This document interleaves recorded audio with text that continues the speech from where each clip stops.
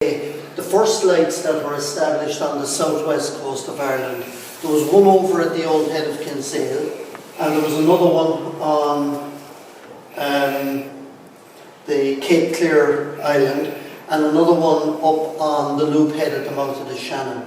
They were the three lights that were covering the southwest coast. So then in the 1800s they decided they'd build up the Fresnel, the Skelligs, Inishtiras, and in the year 1847 there was a Captain Wolfe of the British Navy. He did a survey of the Irish coast and he suggested a lighthouse should be built here. Another one should be built on the Great Falls Rocks off the Blasket Islands, and another one up on Blackrock Mayo. Well, those two went ahead and this one didn't. And in the year 1871 there was a ship struck that rock. You can see it there, just breaking, just at on the edge over there? No, this little rock. Oh, this one right there. Okay, yeah. okay. That's called the Dulig Rock. And there was a ship struck that in 1871. The name of the ship was called the Crescent City. It was one of two ships in a shipping company on its return maiden voyage from America. It was carrying a cargo of bales of cotton and Mexican silver dollars. Oh no. Yeah, and on the same night that was lost, there was another ship lost inside the Rosscarbery Bay here. So following the inquiry from the loss of both of those ships, plus what petitions were sent in to have a light established here, they then decided that they go ahead and they build up this station. So by 1873 they had the land purchased and the building contract went to a man called William Martin Murphy, founder member of the Independent newspaper, cause of the 1913 lockout in Dublin. He was the guy who built up this station. And the first light shone out of here on the 1st of January 1878. Now the lens you're looking at here, that's called a biform light. That means there was one light in here and another one on top. But the very first light here was quadriform. So you had one light in here, you had another one there, and you had two more on top. A different lens completely. And what they were using for the source of light was gas from coal. So cannel coal, when it was reduced to coke tar and gas, when the gas was burnt, it gave off a very white light, which made it very useful for burning in a lighthouse. And it was put in by Edmondson and Company of London and Dublin. They did the street lighting in Dublin as well. But they would put the gas or the coal into a retort, seal it up, and redden it in the furnace. And that broke it down into the coke tar and gas. And they piped the gas. There was two big gasometers in the gas yard there for storing and cooling the gas, piped through the houses. In the bathroom upstairs in one of the houses on the right hand side here, you'll see the gas attachment is still on the side of the window. Anyhow, there was 4 tiers of light, and each tier of light had 108 fishtail jets of gas. That's 432 when all 4 tiers were lighted. And that made this the biggest and the brightest and the most expensive light in the world when they had it built. What they were doing was looking for a source of light powerful enough to penetrate the fog. The gas was the best they ever reached. So they ran with that for about 30 years. And in the year 1907, they did away with the gas and put in what we're looking at here now, a biform light with 2 paraffin vapor burning lamps inside it, on the same principle as the Tilly lamp. And the lens, they're called the Fresnel or the Fresnel lens. And what Augustus Fresnel, he was a man of poor health. He fought against Napoleon and he was imprisoned. But what he did with the glass was, if you take the curvature of glass going around, and for magnification that would also have to come out. And what Fresnel did was he cut the glass into rings because it has a flat plate on the inside, and set them back into each other and reduced the weight considerably, and he magically didn't lose any of the magnification power of the lens. So from the 1820s, 21 or 22 onwards, it was then possible to make a lightweight lens to revolve around a fixed light. And that was revolutionary. in lighthouse technology. The French pioneered lighthouse technology. So these prisms down here on the bottom and in between, they're catadioptric prisms. They'd catch any light that's shining down, shining up, and they'd bend it out straight. So what you had shining out of here was a pillar of light, perhaps 2 foot wide by 15 feet tall. You know, huge, big, long column of light. The lens are floating in a bath of mercury, and once they're underway, it requires very little energy to keep them going.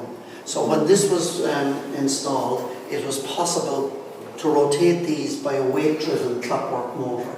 All we had to do was govern the speed of the weight going down through the lighthouse so as to give us 20 seconds into a revolution.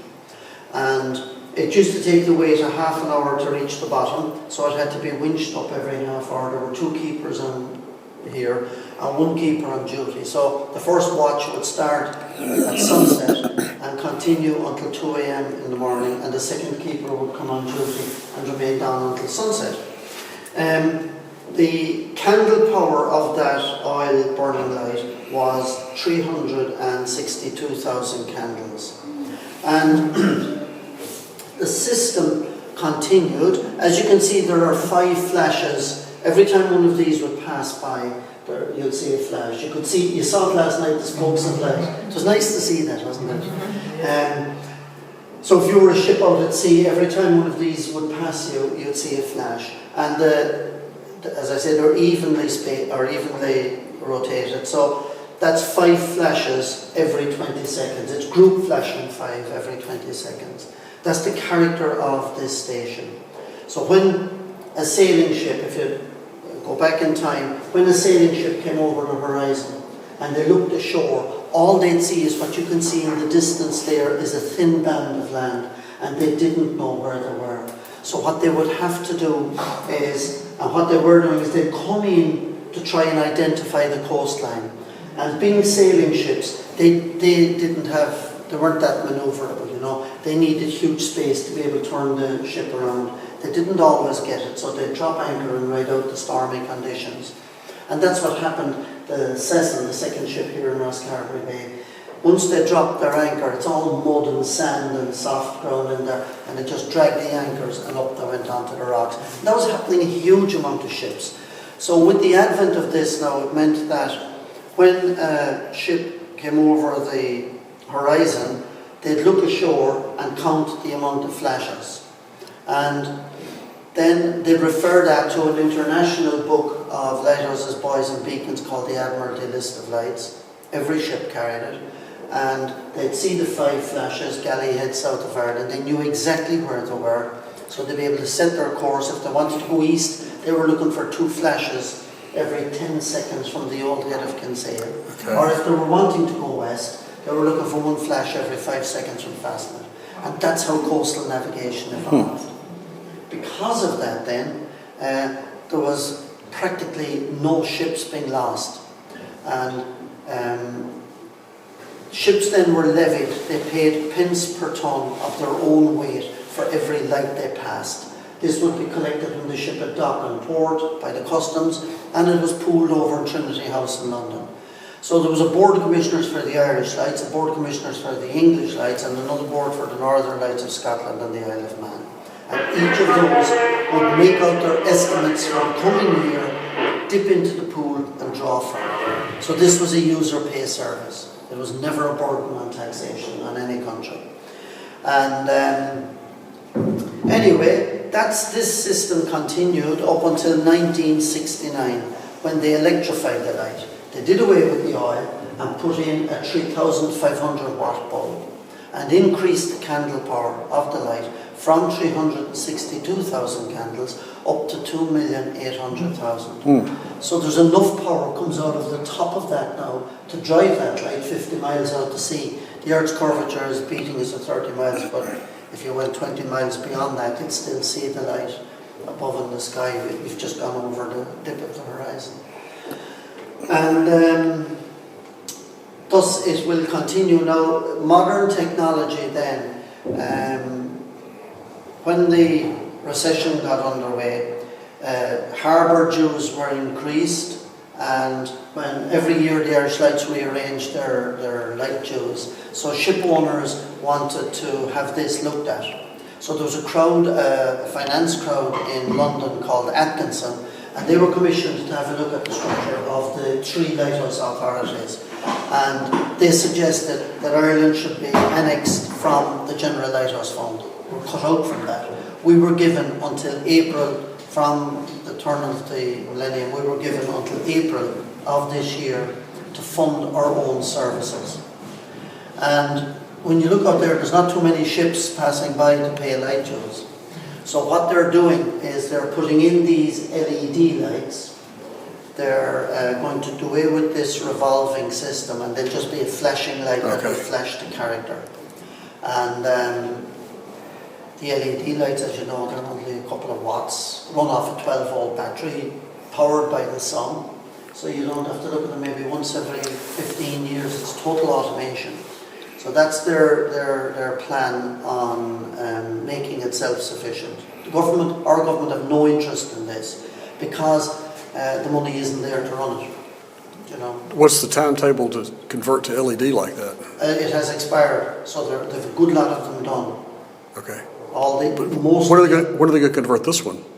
When do they convert this one? It's not on the plans to do it yet, or there's no timetable set for this one. But it is going to happen in sometime in the future. When, we're not sure.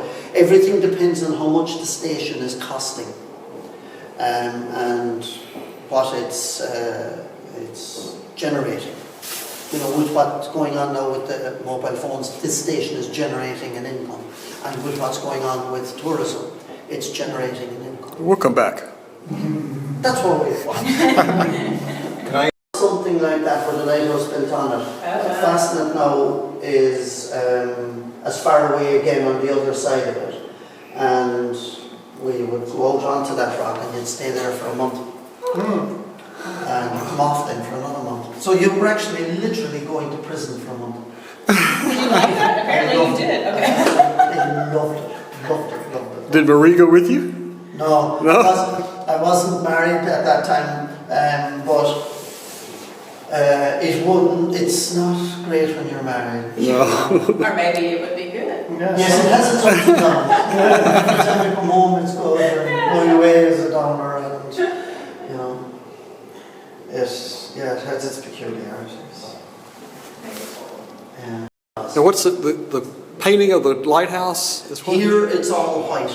All white. This was a complete white lighthouse, and then you'll see the black band underneath the balcony. Okay. That was added. I beg your pardon. That was added simply because the rust off the balcony was flowing down and just turning all of that brown. So when they painted that, they had to issue a notice to mariners, which is public.